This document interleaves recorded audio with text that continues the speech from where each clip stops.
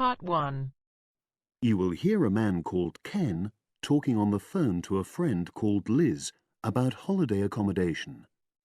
First, you have some time to look at questions 1 to 6.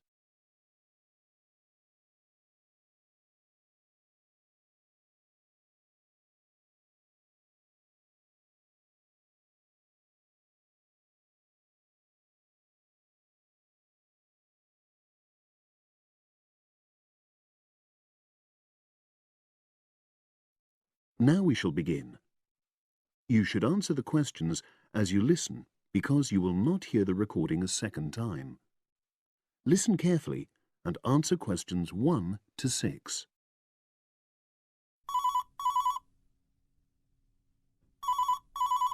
Hello. Hi Liz, it's Ken here. Hi, Ken. Nice to hear from you. Are you... This is just a quick call, but Mary and I have just been talking about our summer holiday. We haven't booked a place yet, and we've left it a bit late.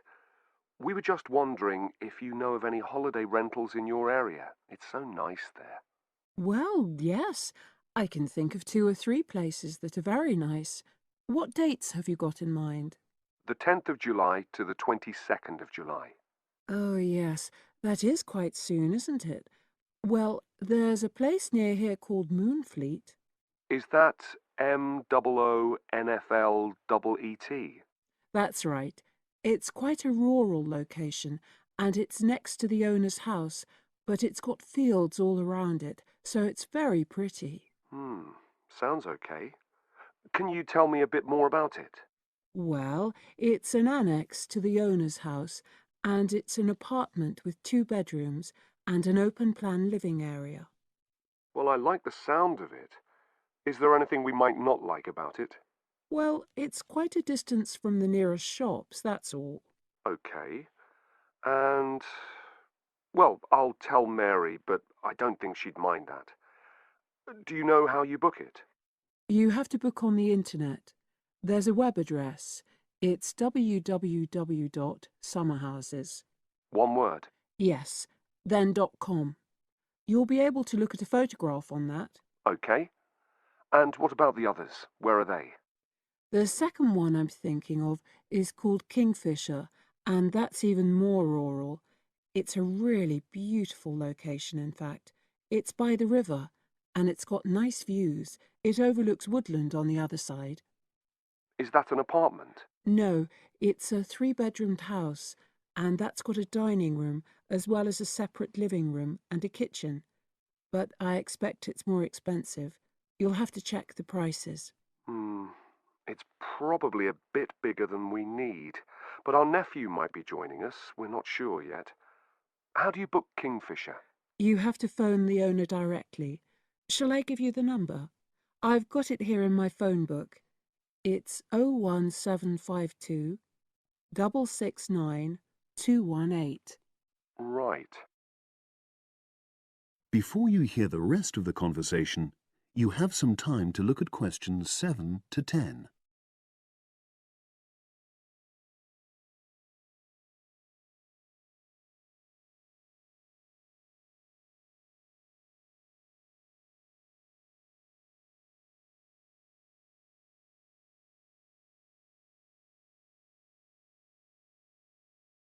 Now listen and answer questions 7 to 10.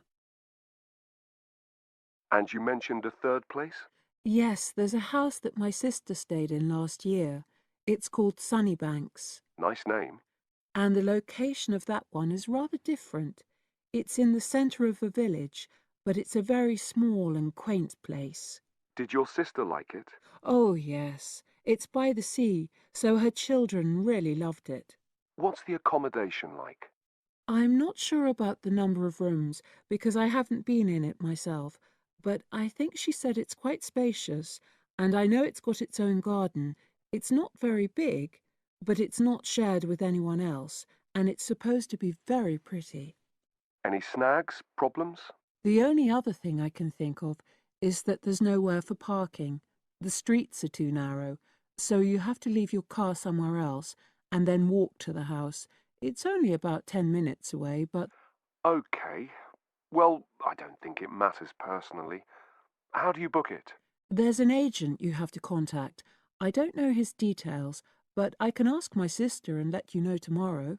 Thanks, Liz. That'd be great. I'll talk to Mary and see what she says. Thanks for your help. That's okay, Ken. I'll speak to you again tomorrow. I hope you find what you're looking for. That is the end of part 1. You now have half a minute to check your answers.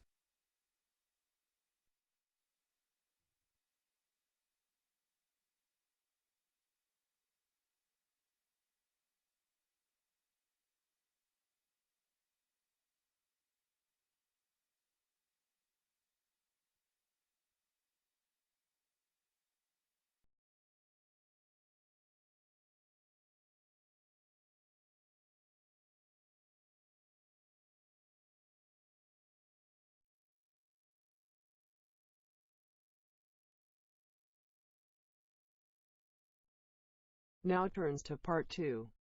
Part 2. You will hear two flatmates, Tom and Richard, talking about their new flatmate who has just moved in the week before. First, you have some time to look at questions 11 to 16.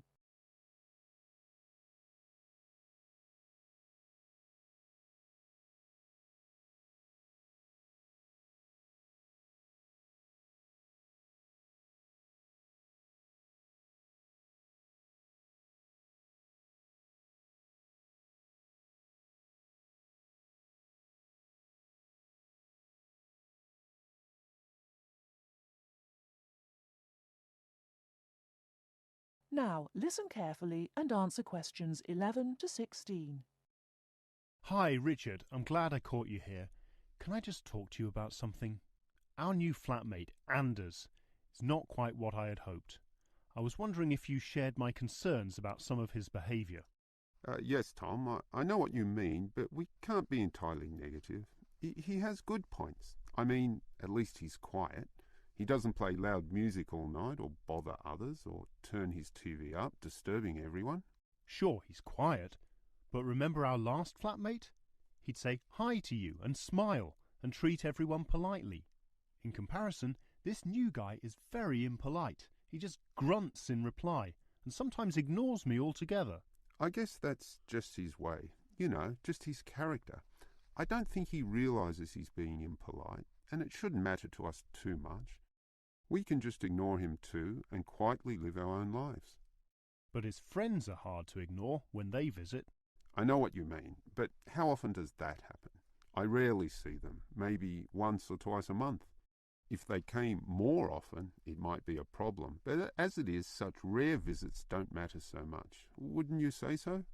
Well, I'm not sure, since it's very obvious when they're here because of all the cigarette smoke in the house. It stinks up the place, and you know we don't allow smoking on the premises. Well, I've never seen them doing this. Maybe they do it outside. Perhaps we can talk to Anders about it. Always remember, though, in one respect, he's a good tenant, and it's the most important aspect. The previous flatmate would always pay the rent late. I know what you're going to say. This guy pays promptly. But there's more to being a good tenant than prompt payment. I mean, you need to turn off the TV, clean up your dishes, dress respectably, be polite, and so on. I guess what I'm saying is that basically you need to cooperate with the others, and this new guy fails significantly in this respect. Okay, I suppose you have a point there. Before you hear the rest of the talk, you have some time to look at questions 17 to 20.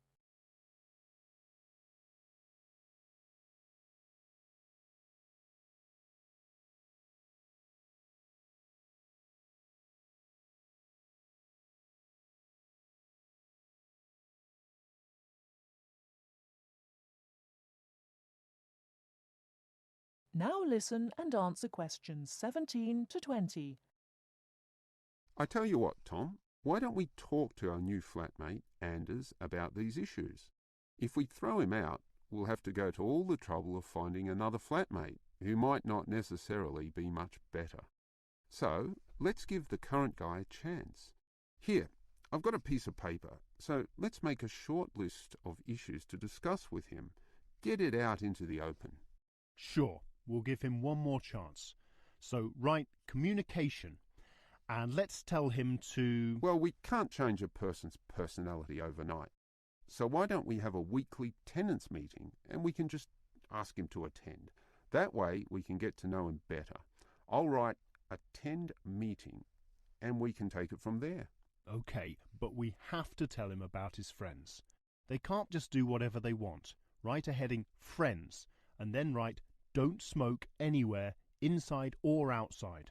Well, instead of being so direct and possibly causing offence, I'll just write follow rules and verbally mention the rules. TV off by 10 p.m, no loud music or bad behaviour, including smoking. OK, do that, but I still think we need to specifically mention that last issue.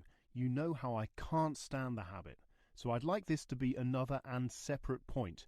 Cigarettes, strictly forbidden. And it's important to include the strictly here. We can't pussyfoot around too much. Sometimes directness is necessary. OK, I'll write that. Forbidden. OK, and what about cleaning duties? Anders is a little too relaxed about that. Dishes are sometimes not washed, dirty teacups are left around the place, and so on. So, write must do better. Yeah, again, Tom, he might take that personally and it could cause a scene. I'd rather be general. I'll write must be done and I'll tell him that that's for everyone, not just him. OK? OK, as long as he gets the message. That is the end of part 2. You now have half a minute to check your answers.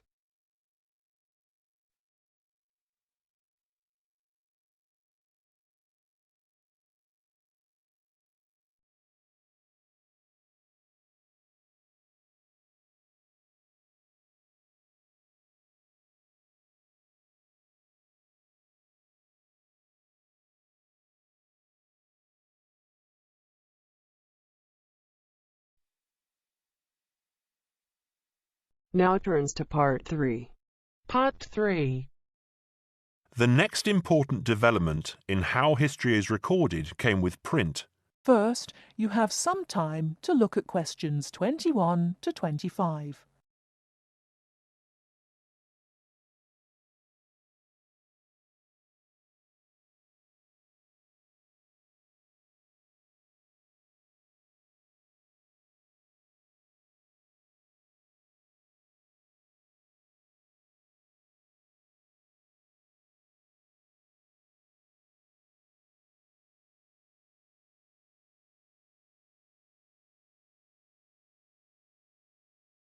Now listen carefully and answer questions 21 to 25. The next important development in how history is recorded came with print. In the 8th century, the Chinese invented paper and woodblock printing. Remember that up to this time, very few people could read and write, and so only a very small number of people could understand written history. Suddenly, many books appeared, and many more people learnt to read. In the 14th century, the first printing press was invented in Germany. This reduced how long it took to produce books. The new printing technique quickly spread to other parts of the world. More books appeared, and even more people learnt to read. The first printed newspaper appeared in 1605, and the first daily newspaper in 1702. Now, people could read news stories soon after the event happened, and every event was recorded and stored. The problem with newspaper history is that newspaper reporters could tell the stories they wanted to tell, and not necessarily the truth. Photography was the next important development. We generally agree that photography was born in 1839.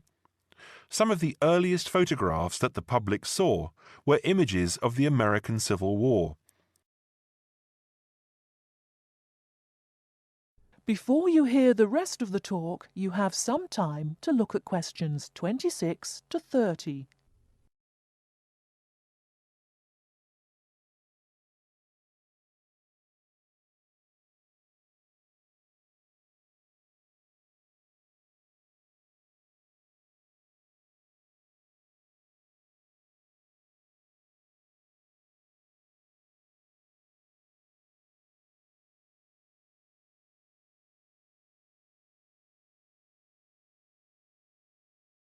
Now listen and answer questions 26 to 30. People were shocked by the photographs of dead soldiers, and for the first time saw the reality of war. By 1850, photographs appeared regularly in newspapers, and people now expected the truth. At the end of the 19th century came the first motion picture camera. Soon, history was being recorded as moving images. In the 1930s, television brought moving images into people's homes. More and more people saw history as it happened, and more history was recorded. Today, of course, we expect that every event in the world is recorded. Satellite TV and the Internet allow people to watch any event, anywhere in the world, as it happens. It doesn't matter if the TV cameras are not there. People carry around mobile phones and can record any incident and then share it online. Families have their own video cameras and record their own history. Children now grow up watching their parents and grandparents on film. I'm sure you'll agree that the transition from storytelling to what we have today has been dramatic, and I hope that... That is the end of part 3. You now have half a minute to check your answers.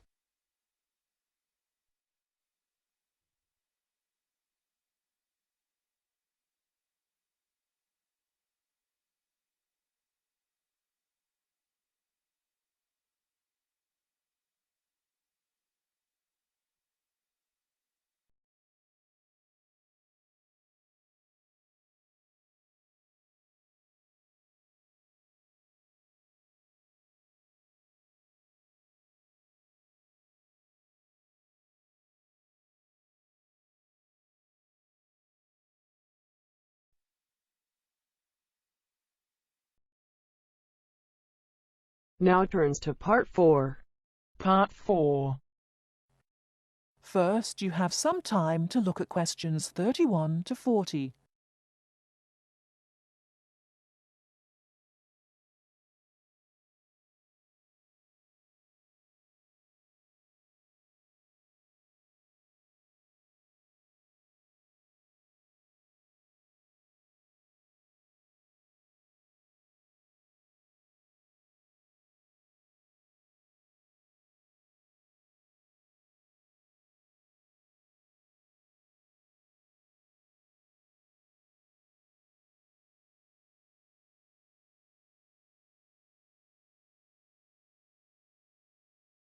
Now listen carefully and answer questions 31 to 40. Last week, we looked at some of the features of modern houses, and today we're going to turn the clock back and look at traditional house design. I've chosen to start with Samoa, which is part of a group of Polynesian islands in the South Pacific Sea, because the influence of culture and weather on house design is quite clear there. So let's have a look at, first of all, at the overall design of a traditional Samoan house. Now, these days, houses in Samoa have become more modern and are usually rectangular. But traditional designs were round, or sometimes they were oval in shape. Here's a picture. This traditional style is still used, often for guest houses or meeting houses, and most Samoan villages have at least one of these buildings. As you can see, there are no walls, so the air circulates freely around the house. Samoa is a place that experiences high temperatures, but the open design of the house also reflects the openness of Samoan society. If the occupants want shelter, there are several blinds made of coconut leaves that can be lowered during rainy or windy weather. Or indeed, the blinds can also be pulled down if people want some privacy. The foundations of the house, that's the part beneath the floor, are raised slightly. In the past, the height was linked to the importance of the occupants, which we'll talk about another time. However, the floor of the house was usually covered with river stones. Today, we have a range of methods for balancing the temperature inside a building, but the stones on the floor of a Samoan home are ideal for cooling the building on hot days. Now, let's have a close look at the roof. This, as you can see in the picture, is dome-shaped and traditionally thatched or covered with leaves from the sugarcane. That's an established crop in Samoa. This was a job for the women, and it involved twisting the leaves and then fastening them with a thin strip of coconut leaf before fixing them to the roof in several layers. Now, the shape of the roof is important. You can see that the sides are quite steep, and that's done so that the rain falls straight to the ground without moisture going through the leaves and causing leaks or dampness inside the house. Then you'll notice how high the top of the roof is. This is a way of allowing heat to rise on sunny days and go through the thatching, thereby cooling the house. So, how does the house stay upright? Well, there are a number of evenly spaced posts inside. They encircle the interior of the building and go up to the roof and support the beams there. They're also buried, usually about 1.5 meters in the ground to keep them firm. These posts are produced using local timber from the surrounding forests. They're cut by men from the family or village, and the number varies depending on the size and importance of the house. Now, these posts were a very significant part of Samoan culture and did much more than hold up the roof. When there were meetings, people sat with their back to certain posts, depending on their status in society. So there were posts for chiefs, according to their status, and posts for speakers, and so on. And ordinary people sat around the side on mats. The last area I want to look at today is the attachment of the beams and posts, what you call fixing the construction. Traditionally, no nails or screws were used anywhere in such a building. Instead, coconut fibres were braided into rope to fix the beams and posts together. The old people of the village usually made and plaited the rope. This was a lengthy process. An ordinary house used about 40,000 feet of this rope. And as you can see in this picture, the rope was pulled very tightly and wound round the beams and posts in a complex pattern. And in fact, the process of tying it to the beams so that it was tight and strong enough to keep them together is one of the great architectural achievements of Polynesia. That is the end of part 4. You now have half a minute to check your answers.